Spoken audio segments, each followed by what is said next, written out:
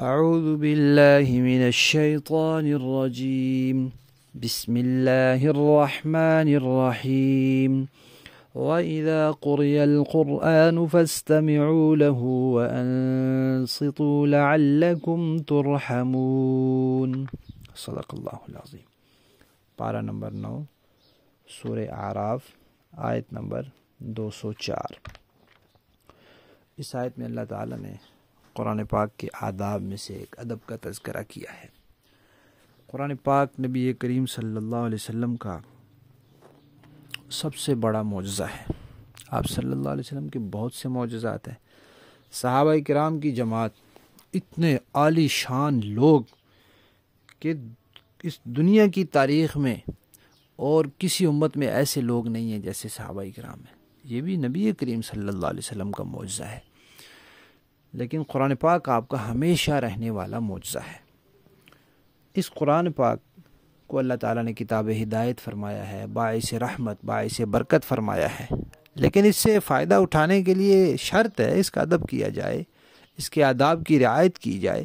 اس کے آداب میں سے ایک ادب یہ ہے کہ جب قرآن پڑھا جا رہا ہو تو اس کو خود خاموش رہا جائے، اپنی زبان کو خاموش رکھا جائے، کیونکہ خود بھی جب انسان ساتھ پڑھ رہا ہو پھر سننے والی بات کی طرف پوری توجہ نہیں ہو سکتی۔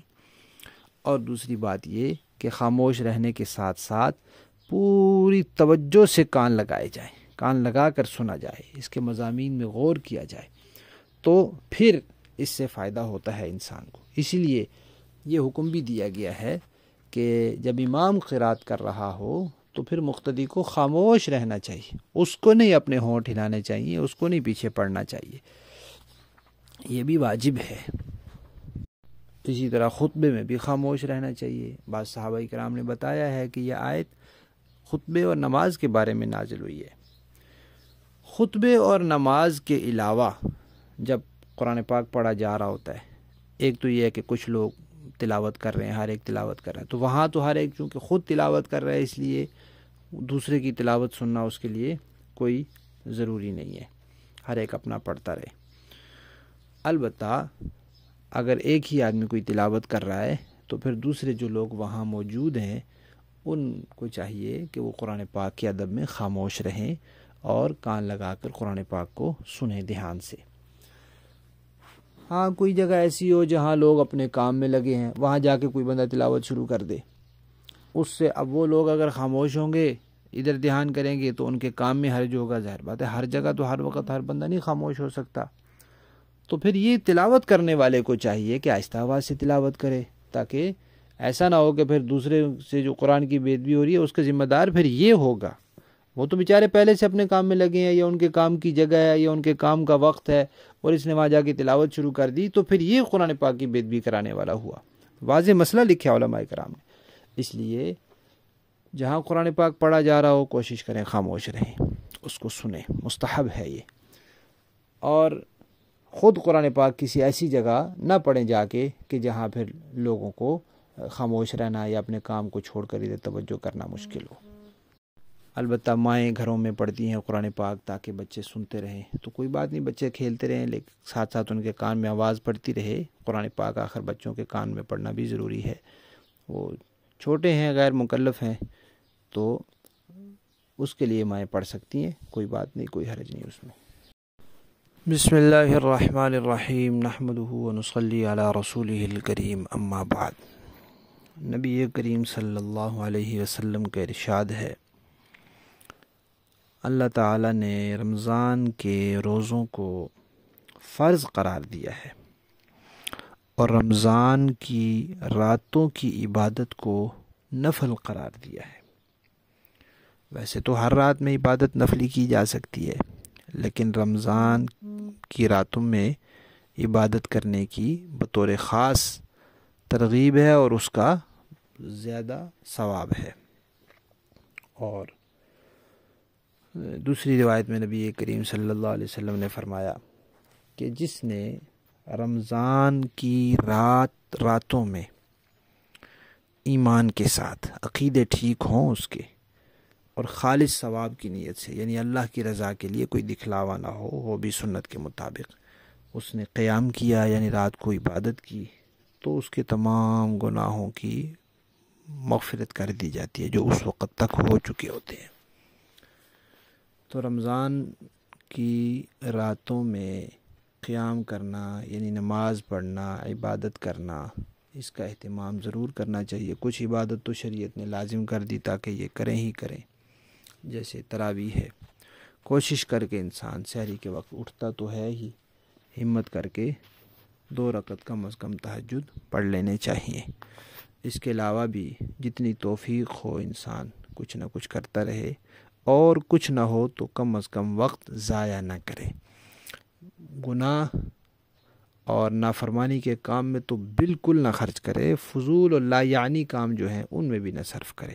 خام خواہ کی گفتگو، خام خواہ کا موبائل کا استعمال، خام خواہ کی چکر، بازاروں کے چکر لگانے خواتین چلی جاتی ہیں رمضان میں، خالی چکر، کچھ بھی نہیں لینا، بس چکر لگانے چلے گی، تو یہ ان راتوں کی سخت ناقدری ہے اور اللہ تبارک و تعالیٰ کی اس نعمت کی بہت ناشکری ہے۔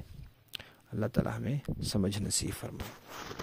بسم اللہ الرحمن الرحیم، نحمدہ ونصلی علی رسولہ الکریم، اما بعد۔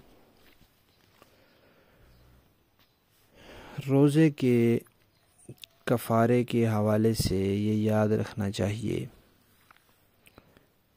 کہ رمضان کا فرض روزہ کوئی جان بوجھ کے توڑ دے، کوئی عذر بیماری وغیرہ اس کو نہ ہو، تو اس نے اللہ تعالیٰ کی ایک حد کو توڑا ہے، بڑا جرم کیا ہے، سنگین جرم ہے، بڑا سخت مجرم ہے یہ۔ تو اس کو چاہیے پہلے تو توبہ کرے، پکی سچی توبہ کرے، اور دوسرے نمبر پر رمضان گزرنے کے بعد کفارہ کے 60 روزے رکھے مسلسل، اور جلدی شروع کرے۔ 60 روزوں میں درمیان میں کوئی روزہ چھوٹ گیا، چاہے وہ عید کی وجہ سے چھوٹا، اس کو پھر رکھنے پڑیں گے۔ البتہ خواتین کو جو ماہانہ کچھ دن چھوڑنے پڑتے ہیں وہ اس سے مستثنا ہے، کیونکہ وہ اللہ تعالیٰ کی طرف سے ہے، اب اس کے بغیر چارہ ہی کوئی نہیں۔ وہ دن اگر درمیان میں آ جائیں تو ان کی تو معافی ہے، اتنے روزے بعد میں گنتی میں شمار کر لیں، لیکن اس کے علاوہ اگر کسی وجہ سے کوئی روزہ چھوٹ گیا، چاہے بیماری کی وجہ سے، چاہے کسی وجہ سے، تو پھر نئے سرے سے رکھنے پڑیں گے۔ تو یہ 60 روزے رکھنے ہیں، اور قضا کا روزہ بھی رکھنا ہے۔ البتہ رمضان کے علاوہ جو روزے ہیں وہ اگر کسی نے جان بوجھ کے توڑ دیا تو اس کا کفارہ نہیں ہے، اس کے لیے توبہ ہے، استغفار ہے، اور روزے کی قضا ہے، اس کے لیے کفارہ نہیں ہے۔ روزہ ٹوٹنے کی بعض صورتیں تو ایسی ہیں جس میں صرف قضا ہے، کفارہ نہیں ہے، کچھ بیان ہو چکی ہیں، اور کچھ صورتیں ایسی ہیں کہ جن میں قضا بھی ہے، کفارہ بھی ہے۔